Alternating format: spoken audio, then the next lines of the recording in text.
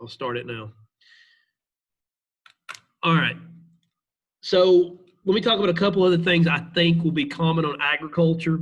For those of you who may be watching it later, my fault, I did not have the record option on, and I'm sorry you missed that. But basically, sum up, Bonthoonen is a huge concept, and commercial and subsistence farming and the trends in agriculture is huge. So I would know Bonthoonen really, really well, just like I would demographic transition model, just like I would pop and folk culture, and kind of expect some connection to those. The other things I thought that have been real trending in recent years, environmental impact of different types of farming. And here's what you're going to need to do, and this is probably, again, more some index cards, some notes nearby that are going to help, is have your types of agriculture. You got three kinds of subsistence agriculture: slash and burn or shifting, nomadic herding, pastoral nomadism, and intensive subsistence. And then you've got these like 6 commercial types, including the one that's kind of anomaly, which is plantation agriculture. So you've got all those. What you need to be able to do, and you saw this on an FRQ the other day on AP Classroom, you've got to be able, for each type, talk about what environmental challenges there are. There's different environmental challenges to growing rice than there is growing grain. When growing rice, you're probably not going to have, if you're doing it in East Asia anyway, you're probably not going to have a huge concern about using too much water, because those areas provide natural water for that season. But if you're growing rice in, the United States, that's a different story, because you're probably having to irrigate. Now that's a problem. But in general, it's grain production that might actually cause you some issues, because grain production usually happens in dry, arid areas. So meaning you have to irrigate what water you use, even though grain doesn't need a lot. That may be a problem environmentally. Using chemicals on those products may be a problem environmentally. Okay? For ranching, environmentally, if you have, possibly waste dumping that is taking place. Doesn't all the time, but it could be.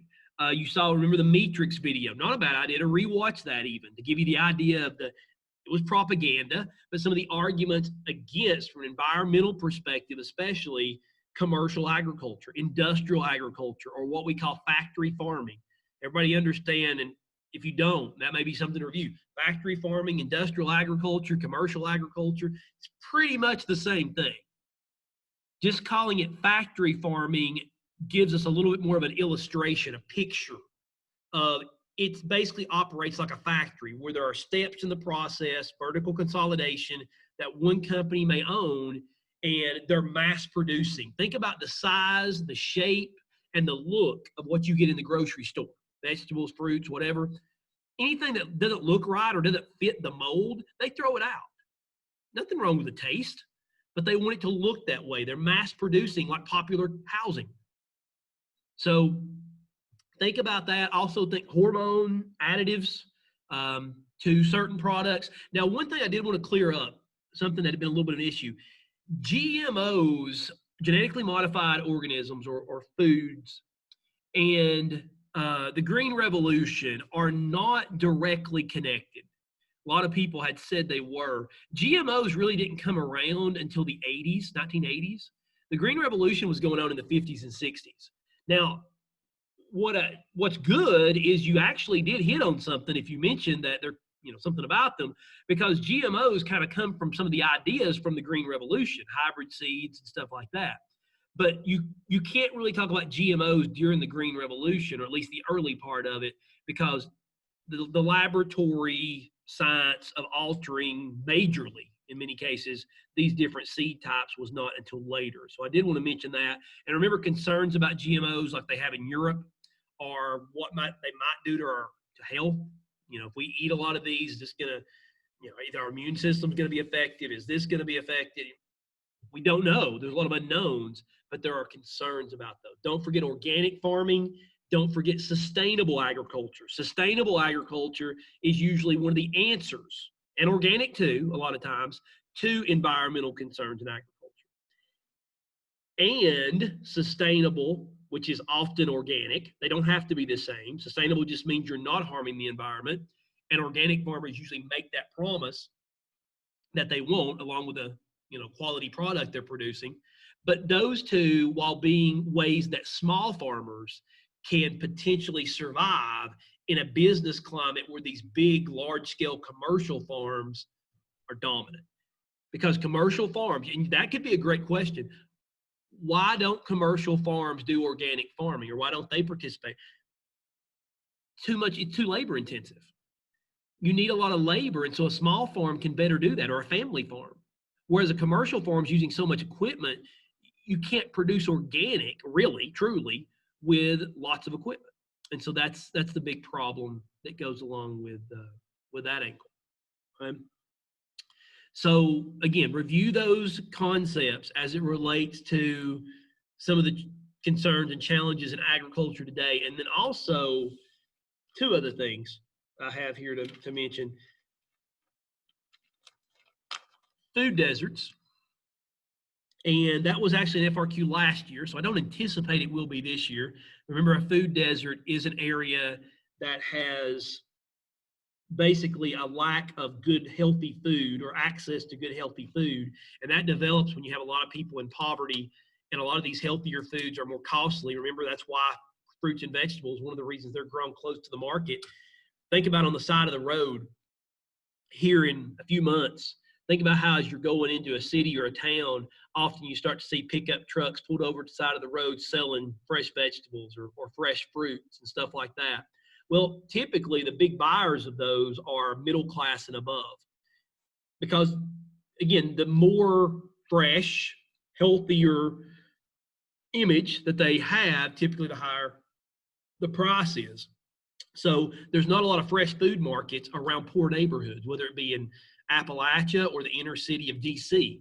So food deserts come about when you have low socioeconomic levels, and then the absence of grocery store availability. South Atlanta is another great example. North Atlanta suburbs have wealth and a lot of money and a lot of shopping malls. The South Atlanta suburbs are just almost as populated, but you have a hard time finding shopping centers and stores. Okay? And then lastly, again, I don't think food deserts will be a focus this year since it was last year. But lastly, I wanted to mention something that just came, the last new material that I put up the other day. Earlier this, or at the end of last week, fair trade. This is something we normally cover in the economic chapter or unit, but I thought we needed to cover it because one element of fair trade, an important one, has to do with farming. Fair trade is something that was created by a group of people around the world from various countries through the internet, phone calls, and social media. Actually, not social media, because I don't guess that was around yet, but it's encouraged today in social media. And what it is, it's a group of people who they wanted to help small farmers. They wanted to bring local investment, like whoever's producing the product, they wanted to get those people in their communities more of the money back. Like, why can't Honduras get more money from growing bananas instead of so much of that going to the company in the United States maybe that consolidated the industry? So they wanted to do that. They also wanted to help these farmers be able to survive in their jobs on their family farms. And they wanted to treat workers well. And so they put together this idea. A bunch of people got together, created what we call a cooperative. And they reached out to farmers around the world, and they came up with a certification where they were going to put a sticker, and they do this. The sticker, a fair trade sticker, there's two different ones, they put on products that qualify as fair trade. And so then if you're marketing your coffee or your milk or whatever it is around the world, and trade good, jewelry and stuff is famous for this too. But you put that sticker on it. If you go in a store and you see that, go to Starbucks. Starbucks has fair trade coffee. Ask for it. They got it. Okay. It'll be more expensive because fair trade products are sending more money back to the local producers in less developed countries. That's the whole deal. So you're going to pay more for the product, but people who are socially conscious and can afford it may do that and say, hey, I feel good about spending this money because I'm spending more money to help this person back in Guatemala or help this person in Kenya. And so guaranteed to get that fair trade logo, there's a guarantee that you pay your workers a certain minimum wage it's set what it has to be, that your product is of a certain quality. That helps too. Maybe it's organic, possibility. That you have certain working standards on your farm that people have to go by, that there is no child labor. Now, if you have kids, they can work like when they get in from school, but see, that's the catch. Fair trade is also encouraging those children of these poorer families to go to school, which long term could have some major economic benefits down the road. So it's basically what we call an NGO, non-governmental organization. No government come up with fair trade. It was people around the world, thank you globalization, okay, that's how it happened. People around the world concerned about these issues and said, what can we do about it? Well, no matter what nationality, we're going to work together to help bring more support for those farmers, their workers, their kids, and not have as much money going to shipping companies, retail outlets.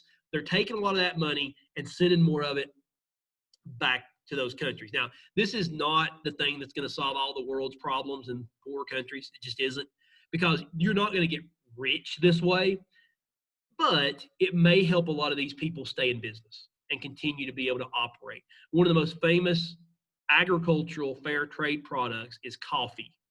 And as I said earlier, Starbucks made a promise years ago that at their stores, may not always be on the menu, but you can ask for fair trade coffee and they would have it available. But usually kind of like organic, because a lot of times it is organic too. It's more expensive because of you're not getting some of the efficiency that commercial agriculture gets. And don't forget, it's so easy to make commercial agriculture seem like the devil. But the bottom line is, without commercial agriculture like we have it, undoubtedly, there would have been millions of people over the last 50 years, or at least hundreds of thousands, who probably would have starved to death. Commercial agriculture has produced in a way that as of yet, organic, fair trade, most of the sustainable types, right now they have no way to produce in that quantity. Okay. So I think that is pretty much my list. They have loved asking questions about environmental connections to agriculture. Again, I see Von Thunen as being a heavy hitting topic related to agriculture. But other than that, I think that's pretty much